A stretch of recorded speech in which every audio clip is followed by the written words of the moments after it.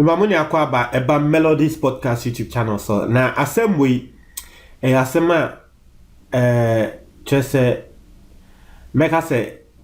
Ghana ya soso nsem bi so ama sesia ne nsem no de yakoda ne no enye ansa ne beto aso subscribe na click the notification bell ne so a brand here ene da screen so say na be subscribe no etim for yen concept no so a brand here ni ayenim as Evangelist Adai ankrofo bebre efren Evangelist Adai no but the nsem bi ba asa ya soso ne so sesia bebi ekodu no eni ya yenyan na bu yobi abo time monitor Evangelist Adai obemu se nansen a branch ne nsem bi a wo keka ida se wo encourage youth no ana wo mo follow no se wo mo ntwa fake money endi wo Ghana system ni mu ana se wo mo pe etio sekan na wo mo attack some leaders of this country. It's here for some time now me monitor nsem bi a wo de to social media na Nisem near Wakanya, it is directed towards this line. Now, Embra Branty was shashy and we are not going to say or attack celebrities. Even Jesus Christ, I yen yes soon, the yen Christ for your son, no. A Branty way ebe attack Jesus Christ, Jesus Christ cry Illuminati. It to me did Jesus Christ attempt. Now imagine say Jesus Christ cry when you could draw a Jesus Christ attempt. Now we nipa that's any. A branch way be ye video. Eka say hey Ghanaian celebrity. And just a junior celebrity. Oh celebrity oh Illuminati.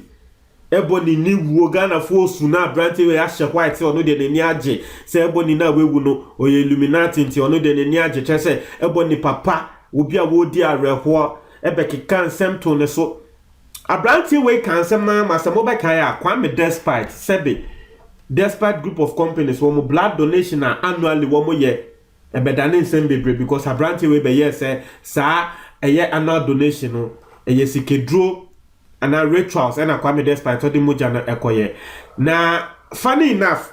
some Ghanaians minim say ne bi mo dwen. Some people believed in this abranti a friend Evangelist Adai no. In some way near what they bano nankrofo ejini de tie for sisi a wo hwe the videos in some branch way preaching say Ghanaian youth mumfa etio ene sekan emfa attack ye leaders no misro wo bia wo tre BBC ana wo bia nkofo follow no say national security and Ghana for muhu say this particular thing it can lead to chaos in the mountain because people follow him. Na some they say na say yenim asema bedukobi ede betudwa na yen na ye kasa etia asem no yen ya ye video etia asem no na Evangelist Adai se ni koko apai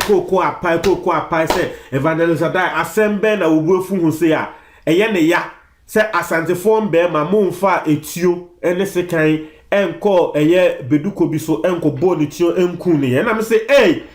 is Evangelist Adai will preach na will preach Illuminati de yeni monanka Illuminati sabe in some a work can go for babontia because ho de wa bodam just wa kan se ma fa shata wale munia ho Stone Boy sa akode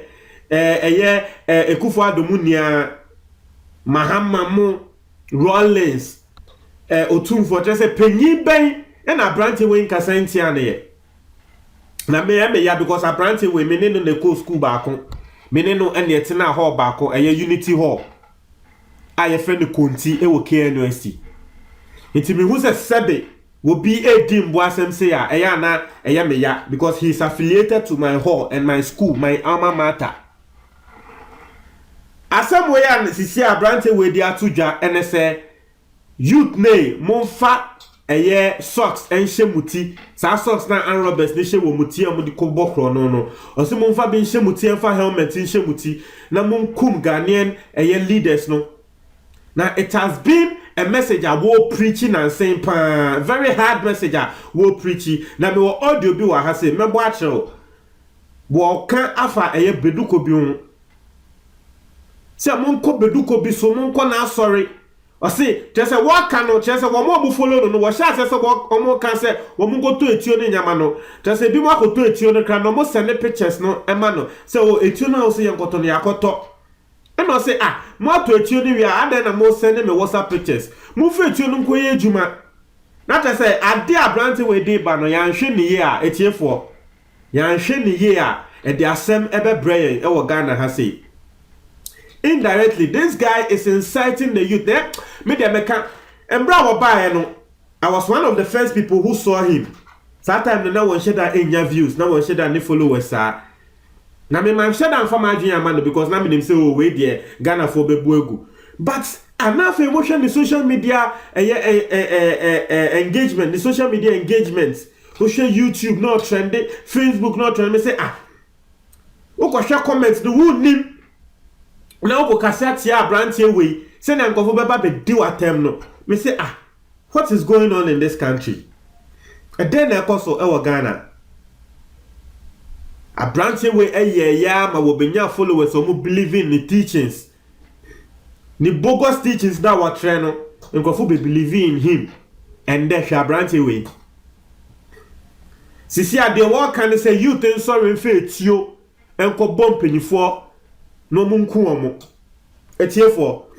you go audio ni bi wait there bedu say na me dig and catch no. Lately this has been his message on social media. Now we bedu kobi there awokan na mepo some part me to me body ni antro but mepo some part na say ma church nsem atro nti yenkongo tie some part of nsem a wode betu dwa tofuo bi ababontene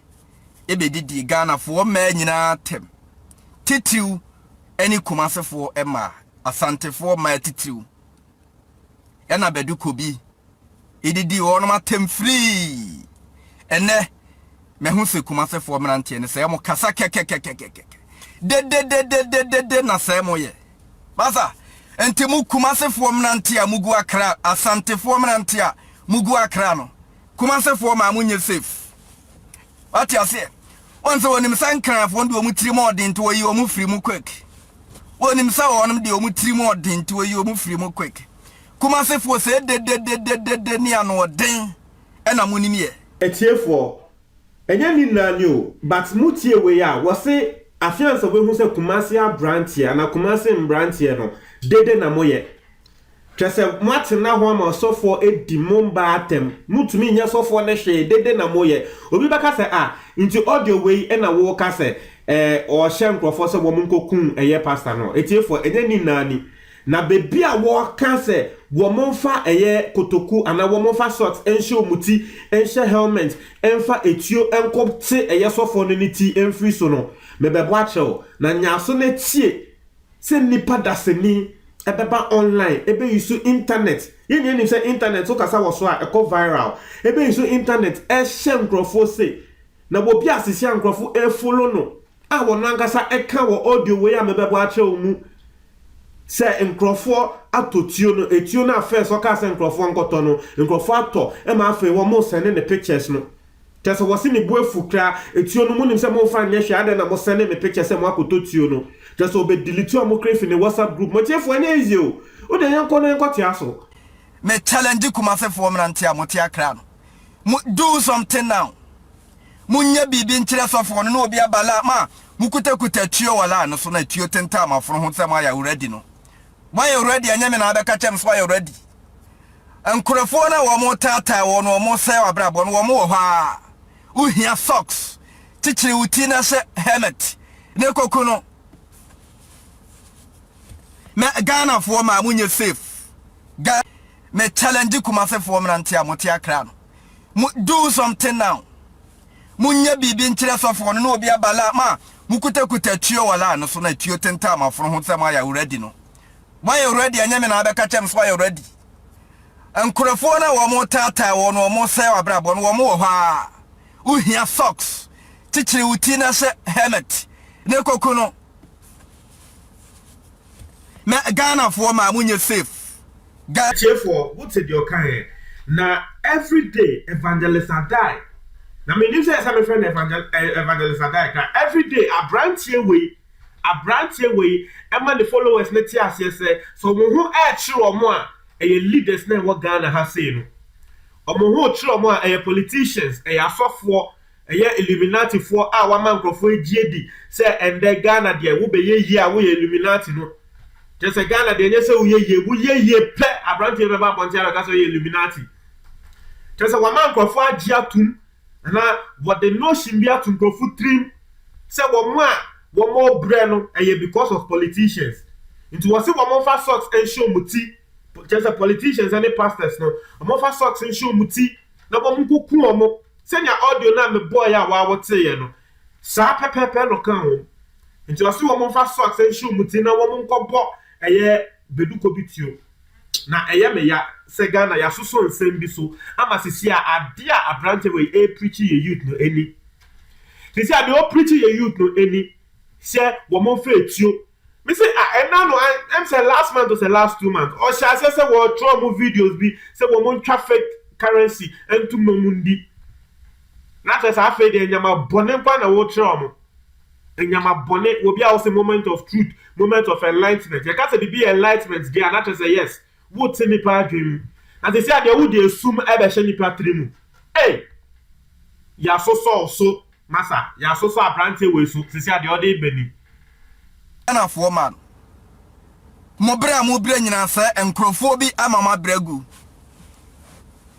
ene ma hwa line no so WhatsApp line nyina me creative fresh one me close line nyina na ma creative fresh one na ma yi enum dwafo ni nyina afi so mugula no so na se mu dwa mu enum dwa kekeke na kekeke se de keke na moye wala no so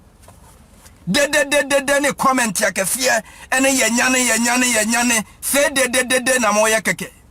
nti sofo ne didi ma na tem no enye me na me ba mu ka sa ko ne nkie nkokunu a anka obi akora nim nyansa se etuo ne kurakura mo WhatsApp plan so no mo ne be ka kokun sofo no etiefo what ne clear we dey waka ne clear was it sofo no sabi nsema wodi ye ene de medi kan tell say ye ne aye babonte me ka sofo no wendi ne ye asema o kan no wanka ne ye no but to me tell me say because abrante na anka ne ye ne ntinye nkokunu to me tell me say ono aka ne clear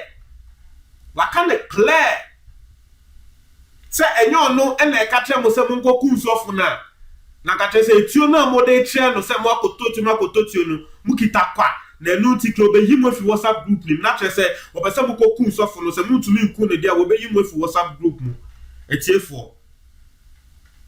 ade we na sisi ayete ho na send America no national security they need to come in fast because obi say wo following wo followers wo no aka san grofun go totio wo makototio wo mo dey trend wo WhatsApp no